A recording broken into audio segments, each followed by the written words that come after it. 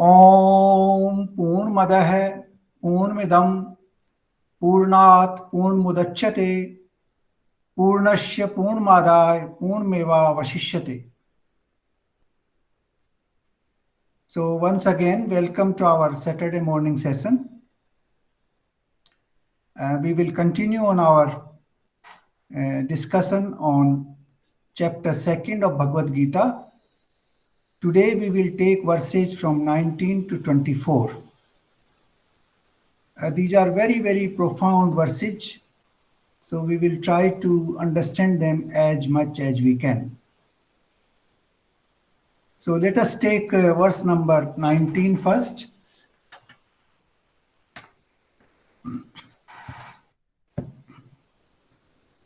जो इस आत्मा को मारने वाला समझता है तथा जो इसको मरा मानता है वे दोनों ही नहीं जानते हैं, क्योंकि यह आत्मा न तो मारता है और न मारा जाता है. ये बड़ा, this is a very revolutionary statement. This goes against all established values we observe in the world. We start with the birth, we celebrate birth. Every other day people say this is my birth anniversary, and people celebrate it. And then we say the person has died, this is the end of him.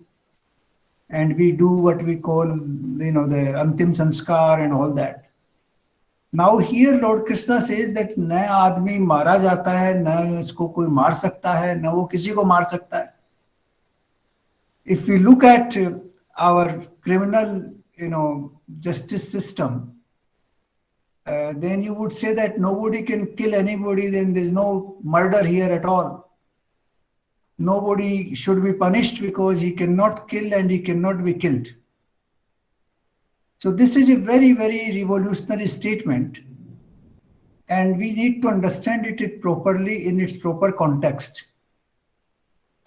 Now, before we understand that statement, I would like to quote a very famous poem which was written by Emerson in 1856, which is based exactly on this verse of Bhagavad Gita. The name of poem is Brahma. That is what Ralph Adolph Emerson wrote. I will read out only the first paragraph of that poem. Rest you can read it on internet. You will find the complete verse there. And this was the poem written before Swami Vivekananda reached US. And therefore, obviously, this man had gone into the depth of Indian philosophy even before Swami Vivekananda. So I'll read the first 4 lines of that poem, which are as follows. If the red slayer thinks he slays, or if the slain thinks he is slain, they know not well the subtle wage. I keep and pass and turn again. Red slayer means, the person who is who is red, who is in anger. If he thinks that he has slayed somebody, he has actually killed somebody, he is not right. Or if somebody thinks somebody has been killed, he is also not right. I keep and pass and run again. मैं वापस आ जाता हूँ किसी न किसी तरीके से. So this is what he has written in the first, what you call, stanza of his poem, which was written in 1856. And this is entirely based on this verse of Bhagavad Gita. Now, let us understand this verse properly, because this goes against the established system which we follow in this world. And not only this, most people, 99% people follow that system, and this is entirely negating that system, going totally against, in fact, 180 degree against that whole process. Now, what does it mean? Firstly, there are 2 different levels. He is talking at the most profound level of existence, he is not talking at the existence of material things. He is talking at the level of existence from where all the material things originate and to whom all the material things ultimately dissolve. The origin and dissolution of material things happen from somewhere. He is talking from that level, that profound depth of our existence. So if if we look at this very carefully, we need to take a few examples to understand it properly. A very simple example first I'll take before I go into the more I would say subtle example. The first example we can take is puppet show. We all have this in Rajasthan particularly. It's very, very popular puppet show.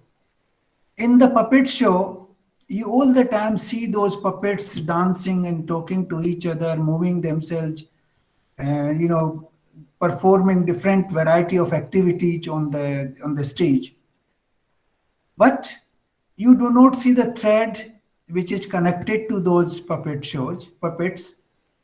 and you do not see the person who is playing all those puppets. The crux of that show is in the thread and the person who is playing those puppets, not in the puppets themselves. So in this world, actually this whole world is connected to that thread, to that power, through that thread, to that power, which plays these shows on this universe or in this earth. So we need to understand that puppet show properly. We are like puppets which are connected with a thread to the supreme power. So actually the power comes from the supreme and the connection is the thread. Now we need to understand these both things, thread and the supreme. Now for this we need to actually understand once again the three forms of body. We discussed it briefly last time, but we will have to understand that again. Sthul Sarir, Suksham Sarir and Karan Sarir. Now Sthul Sarir is the puppet which is down below. The thread is the Suksham Sarir which is connected. And the Karan Sarir is the supreme which is controlling all that. We can take roughly, these are not, I won't say these are perfect examples, but these are as close to the reality as they can be. Now, the body which we inherit is coming out of the Suksham Sarira and from the power of the Supreme. Now, how Suksham Sarira gives birth to this body?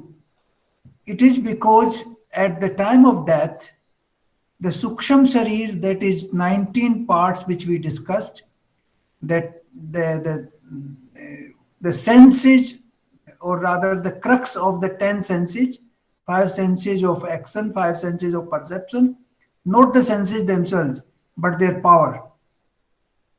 And then the power of the 5 pranic energies, and then Man, Buddhi, Chit and Ahankar.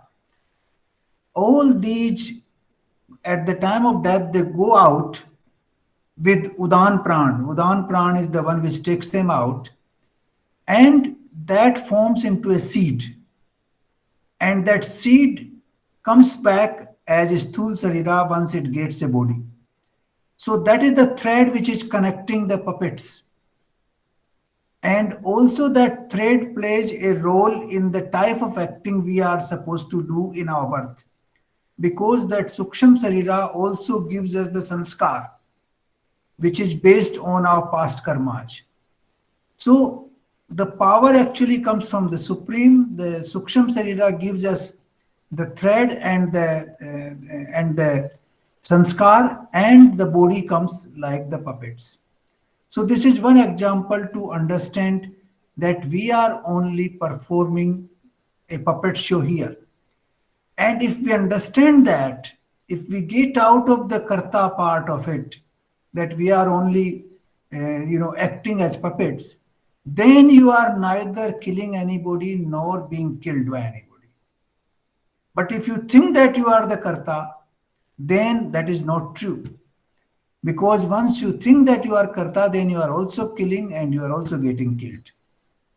So this statement of Lord Krishna does not apply to those who think that they are doing it, who think that it is affecting them. No. If they think that they are like puppet, the thread is connecting through Suksham Sarira with the Supreme, and this is how the whole game is played, then yes, they are neither killing nor getting killed. So this is one explanation. Let me take another example. We have Akash. Akash is absolutely, we call it empty space because there's nothing which you can see it here. There's no roop, no rang, no smell, nothing. Akash cannot even be defined by the science because they can only tell you that whatever exists between moon and sun is Akash. But they cannot define Akash because it has no characteristics of its own. There are no attributes of its own. But that Akash is the one which doesn't do anything. It's absolutely non-acting. But if you think little deeper, you will find that nothing is possible in this universe unless the Akash exists. We exist because of Akash exists. The moon and the sun and the earth exist because the Akash exists. All the stars, millions of stars which we say they exist because of the Akash exists. The existence of Akash is the precondition for any other thing to exist. That is one thing. The second thing is in this Akash, everything keeps moving. The aircrafts keep moving. The missiles are fired. We can see Russia is firing missiles on Ukraine, Ukraine on Russia. They're all happening there. All kinds of satellites are moving here. All types of sounds, billions and trillions of sounds are moving. If you have proper receiving stations, you can receive all those sounds. When there was no radio as an instrument, we could not catch those sounds, but today with radio you can catch those sounds and you can find that the sounds are traveling in this universe, in this Akash. With all the cell phones, you see how this is happening. All these signals are traveling in this Akash. Look at the internet signals. We have this so-called Wi-Fi. Now, how does Wi-Fi work? Because all those signals exist in this Akash, in this empty space. The rains, the clouds are formed in this Akash. Rains happen in this Akash. The winds blow, the cyclones come, the sun shines and the sun rays float all around. So everything is happening in this Akash. But this Akash is doing nothing. It's absolutely quiet. And if those things stop happening, then also it's quiet. So the Akash is not doing anything. It is not contributing to any activity. It is not affected by any activity. But nothing is possible. Nothing can happen without the existence of Akash. So this is the state of the Supreme Being. This is the state of the deepest existence, which provides sustenance to every single activity which is happening here. Without that sustenance, without that support, without that catalytic agent's job which this Akash is performing, nothing is possible. Similarly, without the existence of the Supreme Being, no matter, no form of life, nothing is possible to exist. And as Akash is doing nothing, the Supreme Being which is sitting inside us is doing nothing. It is not affected by what we are doing. It is not engaged with what we are doing. It remains completely, separate from all that is happening. Like Akash remains completely separate from all that is happening in this Akash. Similarly, all these activities which we are doing, they happen into that Akash, which is inside us. In fact, in some of the, Upanishad writings, the Supreme Being has also been described as Akash, because that is the closest we can understand about the Supreme Being. We can understand Akash because we see it all around us. Therefore, that is the closest. The Supreme Being is even more subtle than the Akash because the Akash comes from there. So we don't, we can't even explain that. But I think let us take the more practical example of Akash, which enables us to understand that this Supreme Being sitting inside us is the source of all that is happening in our body and mind. Without that Supreme Being, nothing can happen inside body and mind. As we know, after death, the Supreme Being and the body and mind are disconnected. The thread which is connecting the puppet and the person who is managing the puppet show, that thread is disconnected, and therefore nothing happens in the body and mind and intellect. So this is the connection which Lord Krishna is referring to when he says कि न कोई किसी को मार सकता है, न कभी कोई मारा जाता है, क्योंकि दिस आकाश जो है ये न कुछ नहीं करता, न कोई इसको मार सकता है, इस आकाश को न कोई इसको अफेक्ट कर सकता है किसी भी रूप में, बट इसके बिना कोई भी चीज नहीं हो सकती. So I think this is an explanation of this verse. This is a very profound verse, because people will say that what Hitler did and what happened with nuclear wars and things like that, then what is the meaning of that? Yes, they will not be termed as killer if they do not do as the doer. There's no motive behind the doing. If they are doing as doer and if they are doing with a motive, then yes, they will be affected. Then they are also killer and they are also getting killed. But if the person is performing his actions without the feeling of a doer, without having any motive in his mind, then yes, he is not killing and he is not getting killed.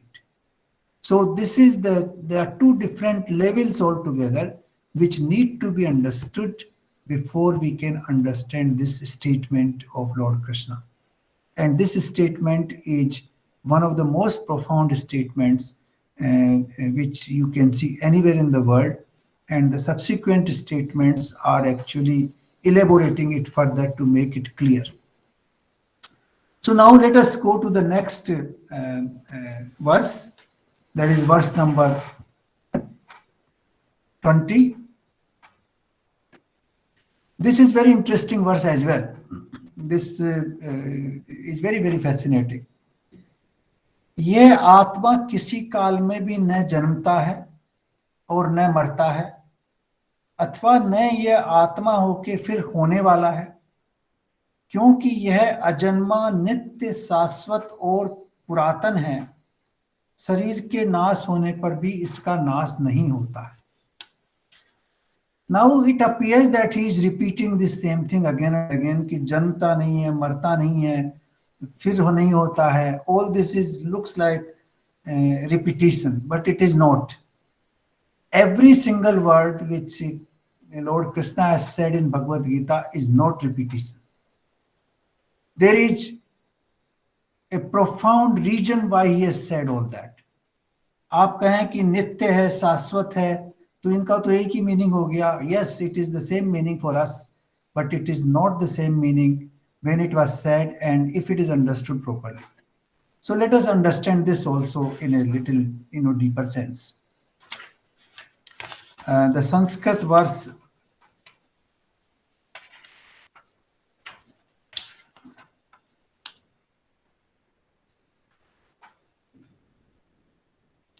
न जायते म्रियते वा कदाचिन्नायं भूत्वा भविता वा न भूये अजो नित्य शाश्वतो अयम पुराणो न हन्यते हन्यमाने शरीरे.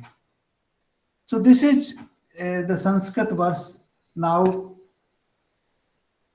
there are very profound explanation behind why he has used so many words and why he has said that Atma ajanma hai, nitya hai, shashvat hai. Why is repeating all that? If you go a little deeper, you will find that our process of the body has 6 phases. The first phase is our birth. That is what appears to every one of us, birth. As soon as the birth happens, we come into existence. Before birth, there is no existence, but after the birth, there is an existence. And after the existence, there is a growth. The growth continues. That is the third phase. From the childhood, you become, teenager, then you become adult. The growth continues. And then the fourth phase, the plateau. You reach the point where the growth stops. So maybe 35, 38 years of age, and you reach the plateau. That is where the growth stops. And then the decay starts. Then it comes down, decay, and then finally the death. So these are the 6 phases: the birth, the existence, the growth, the plateau, the decay, and the death. This is how we look at the body, 6 phases. And Lord Krishna is denying all the 6 phases here in this verse. First he says ajanma. Ajanma means you are not born. You are always in existence. So that is ajanma. आप अजन्म हैं. तो पहला, the first phase is denied. Then he says nitya. तो आप तो नित्य हैं. There is no question of your coming into existence and going out of existence. You are always there. Then he is using shashvat. Shashvat is in the sense that there is no growth. The growth is, there is a constant word there. There is no growth and there is no plateau at all. Puratan is also used for the things which are old, but they are all the time refreshed. So these 2 words denote that you are not affected by the growth or by the plateau. And then comes the decay and the death. So these are the phases which we see in our life. Ordinary person understand those phases. And in this verse, Lord Krishna is denying all those 6 phases which we normally observe in life. And that is why he has used all these words again and again. It is not just because he's repeating it. Maybe that is also true because he wanted to emphasize it. But the fact is that the 6 phases which are generally understood in life are all negated in this verse. And that is what he says, that you are all the time existing. There is no birth, there is no death, there is no development, there is no plateau, there is no decay. All the time you are in existence. So that is what he wants to say here. So now let's go to the next verse, verse number 21. हे प्रथापुत्र अर्जुन, जो पुरुष इस आत्मा को नाश रहित, नित्य, अजन्मा और अव्यय जानता है, वह पुरुष कैसे किसको मरवाता है और कैसे किसको मारता है. So you can see the verse number 19 has been explained in these 2 verses. In 20th, he explains that it is beyond birth, beyond growth, beyond decay, beyond death. And then he, in verse number 21, he comes and clearly says that if you have that kind of existence, how can you kill somebody and how you can be killed? So this is what his explanation is. The verse number 19 has been explained in these two verses in a very profound way. That if you understand that you are not a body, if you understand that you are not a doer, if you understand that you have no motive to do things, then this is applicable to you. But if you think that you are a body, which we all think, we are all closely associated with body. When we say मेरे को भूख लगी है, भूख मेरे को नहीं लगी है, भूख मेरे पेट को लगी है. मैं ऐसा सोचता हूं, मैं नहीं सोचता ऐसा, मेरा मस्तिष्क ऐसा सोच रहा है, मेरा मन ऐसा सोच रहा है. मैं ऐसा बोल रहा हूं, नहीं मैं नहीं बोलता, मेरा शब्द जो आ रहे हैं मेरे मुख से शब्द आ रहे हैं. तो वो that difference, if we start realising that difference, that these body parts are not me. Even otherwise, if you look at the linguistic part of it, when I say this is my hand, so I don't say this is me. It is my is a possessive pronoun. I say this is my body. My is again a possessive pronoun. This body is not me, it is my body. It's exactly like saying that this is my glass. There's no difference between my glass and my body in that sense. So when we are using possessive pronoun, even in our own language, we must differentiate that body is not me, mind is not me, my hand is not me, my sense organ is not me. They are all, I am possessing them. So that difference has to come very clear in our day-to-day life. Then only we can get out of that kartapan. Otherwise, we can't get out of kartapan. We are all so closely identified with the body that it is very difficult for us to differentiate between body and that Akash, or we can call it the Supreme, which is making this body operate in our system. As I explained in the example of puppet or the Akash. So I think that has to be understood, these three factors, that I am not a body. Body is part of my, I say, possession which I have.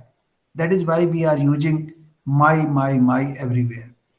And whatever I am doing is not, I am not doing, it is body is doing. I am not the doer, the body is doing, the ears are listening, the mouth is speaking, the eyes are watching, not me. The power is given by me to make this instrument operate. That is me. The power comes from me, but this instrument is not me.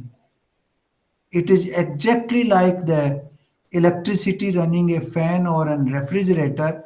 The power comes from the electricity, but the instrument operates on its own basis, whether it is a refrigerator, whether it's air conditioner, whether it is cooler, whether it is a heater, whatever the instrument is.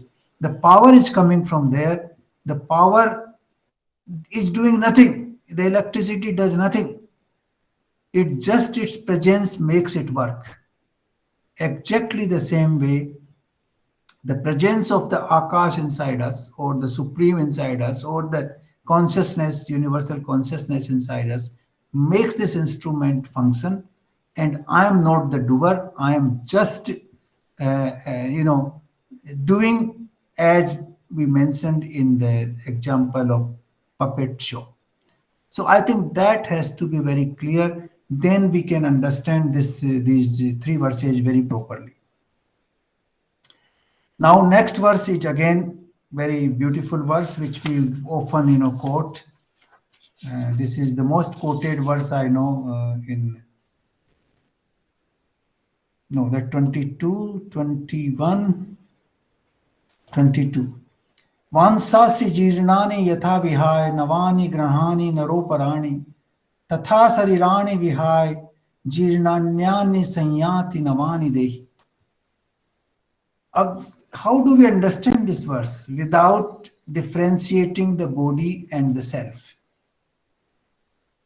This is what Krishna is emphasizing here, that the body is like the clothes. You wear this body on your own self, and when the body is old, you discard it and you take a new birth, new body is acquired. It is in the same way as our clothes are torn and we discard them and we take new, नए cloth ग्रहण कर लेते हैं, नए वस्त्र ग्रहण कर लेते हैं, उसी तरह से यह आत्मा जो है वो नया शरीर ग्रहण कर लेती है. तो the fact is that the body and the vastra, the body is like the vastra and the atma is the real self. So this verse explains the difference in such a simple words that easy to understand, and that originates from verse number 19 when he makes that profound statement which goes against all the established norms of life, and then he explains all that in a very, very simple language to make it clear that this is how it operates. So we have to understand to distinguish between body and the self. The body is merely an instrument which we acquire on that Suksham Sarira. That Suksham Sarira is the body of rage. The body, you can call it electronic body, or you can call it the body made of tej. Tejas bolte hain usko, Tejas. Tejas Sarir. The Suksham Sarira is also like Tejas Sarir. It's made of photon, just the light. So that light, which is like a seed of a tree, it fructifies in due course, acquires a new body, and that body becomes over time, it becomes weak. Once the body becomes very weak, we become very old. Our instruments, our faculties, which enable us to see, to hear, to talk, to eat, when they stop functioning properly, then the body is discarded as we discard our clothes, and the new body is taken by the Suksham Sarira. So this is the process which Lord Krishna is explaining in this verse, which is basically coming out of verse number 19 and further explanation of that verse, that how do we distinguish between body and the self. That is the crux here. And once we understand that, then all these verses become very easy to understand. We all the time say this, but in practice, nobody actually follows it. I was wondering when these students in Ukraine were all the time, so anxious to come back. On the one hand, we say that we are not killed and we are not killing anybody. On the other hand, they live such a timid existence that they're scared of, death. Now that scare of death means you are dying every single day. That fear of death should not be there. That is the meaning of all these verses. That you should become courageous. If you have to die, you have to die. That is what the Kshatriyas did in the ancient time. And they did not bother about their death. Even today, the people in the army do that. When they have to fight, they are not worried about their death. So this fearlessness comes out of this reality. But unfortunately, most people in India are far more fearful than I've seen anywhere else in the world. They are all the time constantly busy about, protecting their body, and therefore they are dying every single day. The more fear you have, the more you die every day. The death will disappear when you become fearless. When you feel that, okay, death is all right, death is nothing new, it's like changing the clothes. So what? I'll do it. So then you become courageous. You then stand for the truth. How do you stand for the truth? Then you fight for the truth. Okay, I'll do whatever is needed to be done, If I have to die, I die, no problem. Because death is not a death. So this is the feeling which is also required for a person to be courageous, to stand up to the cause, and to perform his duty in a perfect way. So this is the reason Lord Krishna is saying all this here, because he wants Arjuna to do away with the fear and stand up and have the courage. He's telling him, don't worry about your body. Nobody can kill this body. And you are not killing anybody. You are not killing Bhishma and Drona there.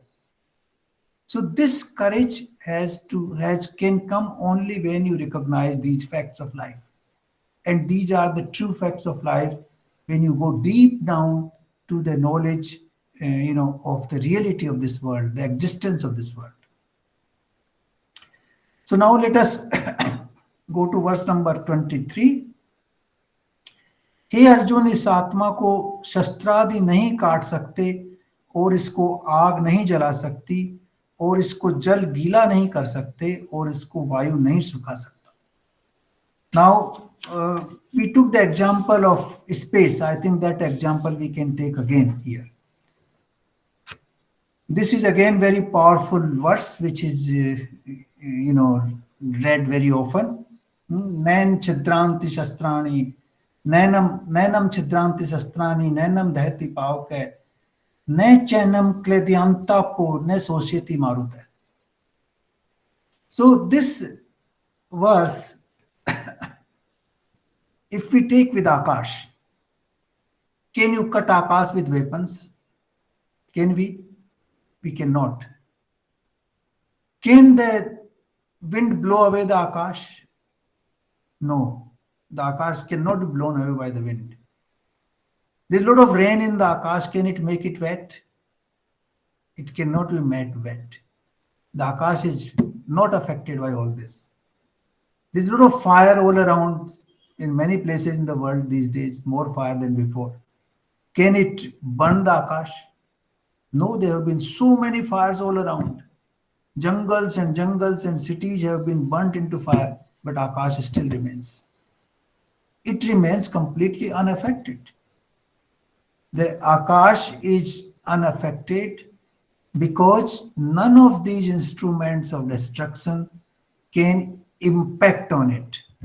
There's another word in Sanskrit which we should understand here, limpyanti. Limpyanti means you are affected by that. They say if you touch water, you become wet. If you touch sand, the sand particles come on your fingers. If you wind blows, your skin is affected by that. So that limpyanti is not there in case of soul. In case of the body, all this works. But in case of the soul, nothing works. The best example to explain is the Akash. I think Akash is the closest to it, because Akash in the material sense, because Akash is also material. In the material sense, Akash is the first element which came into existence. From Akash came the wind, from wind came the fire, from fire came water, and from water came earth. And this is also accepted by the modern science today. I remember when I was a student, they used to tell that once upon a time, the whole earth was like a ball of fire, and then it froze and turned into big ice, ice field, and then it melted, and then the earth emerged out of it. So the three aspects are still accepted by the modern science, but the Vedic science very clearly says that the Akash is the first Panch Mahabhut, first part of Panch Mahabhut, which was created. From there, all the rest appeared. And therefore, all the rest cannot impact the first, because they are the product of it. Like a grandson cannot create his grandfather. It's not possible, because he has been created by his father and the grandfather. He's been created, but he cannot create the grandfather. Not possible. It's impossible. So this is how the Akash is the great grandfather of all the elements. and it cannot be impacted by them. So this is how this particular verse tells us that Atma remains completely unaffected by weapons, by wind, by water, or whatever fire, whatever other instruments you take. It is beyond that. Now, this is not easy for us to understand. We may talk, we may listen, but actually, the word in Sanskrit is called gyan. It comes from word ge. Ge means the thing which has just gone deep inside you. वो आपके अंदर समा चुकी है. That is the word गे. वो समाना बड़ा मुश्किल है. हम सब सुनते हैं इन वर्सेज को रोज. इन वर्सेज को कई लोगों ने बहुत मेमोराइज किया हुआ है और कई लोग तो इसको हजारों लाखों बार सुना चुके हैं. फिर भी उसको गे नहीं है बिल्कुल भी. वो अंदर नहीं पहुंची है बिल्कुल. वो सुनाना अलग चीज है, सुनना अलग चीज है, बोलना अलग चीज है, लेकिन उसको मनन करके अंदर उसका गे करके उसको ज्ञान में परिवर्तित करना बिल्कुल अलग चीज है. तो इस ज्ञान में इन चीजों को जब परिवर्तन होगा तब हमें पता लगेगा कि हमें किस चीज का डर है. क्योंकि मैं तो न कभी मरा था, न मैं पैदा हुआ था, मैं न कभी मरूंगा. तो मेरी बॉडी जाती है तो ठीक है, जाने दीजिए, नए वस्त्र फिर पहन लेंगे, क्या है. और body actually the last objective of a human life in Hinduism is to attain moksha. That is, even to get rid of this body completely forever, and to get rid of that suksham sarira, which is the seed which brings this body back. So, if that is the objective, why are we scared of this death? Why do we feel so, perturbed when somebody dies? The death is merely a change of clothing. It's merely a process. It is a cycle which continues. Everything is cyclical in this world, and that continues. And that is what he says, that if you really understand the existence behind our bodies, the existence behind this universe, then that is indestructible. That cannot be destroyed, and that is why it not only cannot be destroyed, it is unimpacted by all the 6 elements which we talked. Ajanma hai, existence hamesha hai, it doesn't come into existence. It is not growing, it is not reaching a plateau, it is not decaying, and it is not dying. It is beyond all these 6 normal phenomena which are observed in our material world, which we understand properly. So if that is the case, then I think we need not be scared of either birth or death or decay or whatever comes, because we are beyond all that. All this is happening on the body. It is happening on the outside the self. Everything is happening outside the self, not on the self. It is happening like the Akash is not affected. Whatever is happening in the Akash is impacted. The winds are blowing in the Akash, the fire is in the Akash, and the sounds are moving in the Akash, the rockets are going there, and the aircrafts are there, bombing is taking place. All that is happening in Akash. But Akash remains unimpacted, completely unimpacted. Like you make a building. The building is not in itself anything without Akash. There's no building cannot be made without Akash, impossible. You need space to make anything. And in the house you live, the house is also a space. You are looking for the space. In fact, from the outer bigger space, you carve out a small space. That is what you do when you make a house. And then you make a wall here and brick the wall there, and you are just changing the space here to there. The space remains unimpacted. And when the house is demolished, the Akash merges into Akash. It was already in Akash, the outside and inside, both were Akash. तभी वो कहते हैं, संस्कृत में एक बड़ा example है कि the akash inside a pot, clay pot के अंदर आकाश है और क्ले पोट के बाहर आकाश है. उस पोट को तोड़ दो आप तो आकाश आकाश ही है चारों तरफ, और कुछ नहीं है. वो पोट तो सिर्फ एक आकृति है जो आपको दिखाई देती है, otherwise it's all Akash everywhere. So this is the meaning of these verses which we need to understand properly. And that is why he has used all these explanations here, that this particular existence, this particular consciousness or Akash, whatever name you give, is indestructible. The weapons cannot cut it, the wind cannot blow it away, the fire cannot burn it, the water cannot make it wet, and nothing can be impacted on that. That remains unimpacted. So that is the verse number 23. Now 24 is, the same verse further explained. क्योंकि यह आत्मा अच्छेद्य है, यह आत्मा अदाह्य है. अच्छेद्य means जिसमें छेद नहीं कर सकते, जिसको वेपन नहीं काट सकते. अदाह्य मीन्स जिसका दाह नहीं किया जा सकता, जिसको जलाया नहीं जा सकता. अक्लेद्य है, असोच्य है. और ये आत्मा निसंदेह नित्य सर्वव्यापक अचल स्थिर रहने वाला और सनातन है. So now he is again coming to the same 5-6 words which are there in the verse number 20th, that नित्य है, सर्वव्यापक है, अचल है, स्थिर रहने वाला, सनातन है. So he is emphasizing this point very much, and unless we understand this point, we cannot understand Bhagavad Gita. This is the crux of Bhagavad Gita. This is the crux of particularly the Gyan Marg of Bhagavad Gita.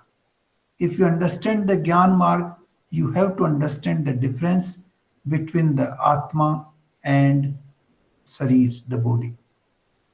The body, the material existence, and the real power behind it has to be properly understood. It has to be understood in the sense of not manna. Manna nahi hai, janna hai. There's a very profound difference between these two words. मानना तो किसी ने कह दिया, मैंने कह दिया, या किसी और ने कह दिया, या किसी और ने कह दिया, आपने मान लिया उसको. जैसे वो प्रोफेट मोहम्मद ने कह दिया कि मुसलमानों को ये करना चाहिए, उन्होंने मान लिया. जीसस क्राइस्ट ने कह दिया ये करना चाहिए, वो मान लिया. लॉर्ड कृष्णा ने कह दिया कि ये करना चाहिए, आपने मान लिया. वो मानना नहीं है. आपको खुद को जानना है. It has to go deep inside you. जैसे आपने कहा, जैसे आप एक एग्जांपल है स्विमिंग का. आपने स्विमिंग पे ऊपर 10 किताबें पढ़ ली, 10 लेक्चर सुन लिए कि ऐसे करना है, ऐसे करना है, हाथ को ऐसे करना है, ब्रेथ को ऐसे लेना है, पाँव को ऐसे करना है. आपने उसके ऊपर पीएचडी कर दी, बुक भी लिख दी. लेकिन जब तक आप पानी के अंदर जाके स्विम नहीं करोगे, तब तक वो ज्ञेय नहीं है, ज्ञान नहीं है.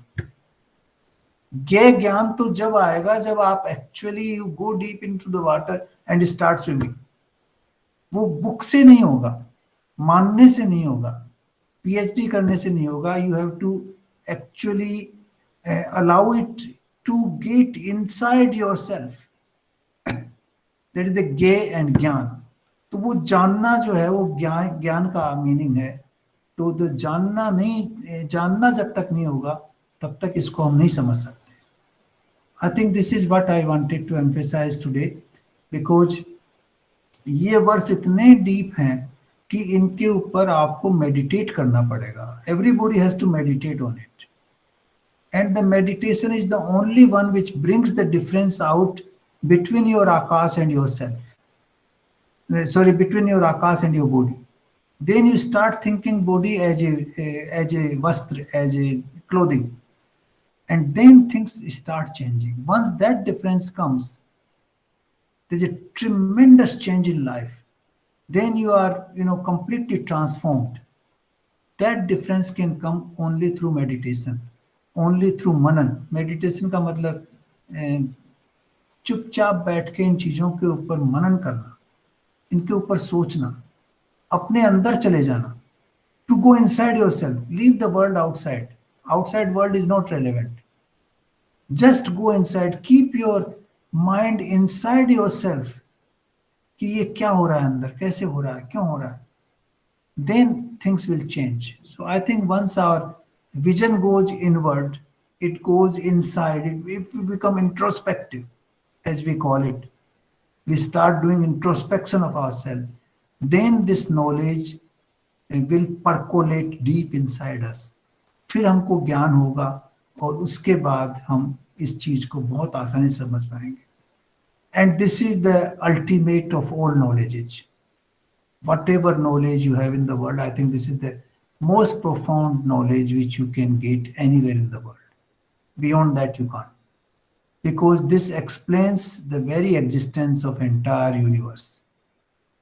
Once we differentiate what appears outside and what is the cause of that appearance, then we can easily follow the rest of the things. And this has also come in the past in limited way, and it will come further. Because the other verse was that in the verse number 13 कि इसमें था कि जीवात्मा की इस देह में कुमार युवा और वृद्धावस्था होती है, वैसे ही अन्य शरीरों की प्राप्ति होती है. The same thing applies here, that you change the clothings. It is also the clothing. The kumar avastha, yuva avastha, vridha avastha, they are also clothings. They are also clothing that appear on the same platform, which is eternal, which is indestructible, which is unchanging, which is all the time there. It is not born, it is not subject to death. And it is constant, it is not even subject to any kind of alteration. So this verse, these verses are, the profound, I would say, most profound thought on Gyan Mark. And if you understand this, will the verse number 25th has slightly different connotation. We will go into that next time. But up to 24th, this is what he wants to explain. From verse number 11 to 24th, his concentration is on explaining the difference between the real existence and the existence which appears. The existence which appears in the middle, which was not in existence before, which will not be in existence later on. It only appeared in the middle, which is a borrowed existence, as we discussed last time. So the body is a borrowed existence, and this physical existence is all borrowed. It comes from the subtle element, which is Saswat, which is eternal, and that subtle element you can give whatever name you want to give. Atma, Akash, Paramatma, consciousness, universal consciousness, whatever name, doesn't matter. So that is what we need to understand from these verses. So I'll stop here. If you have any questions, I'll be happy to answer. But I will only make one request, that let us meditate on these verses a little bit whenever we have time, and then we will try to, they will go down deep inside us, they will percolate inside ourselves, and then we will understand the proper meaning of Bhagavad Gita. Thank you.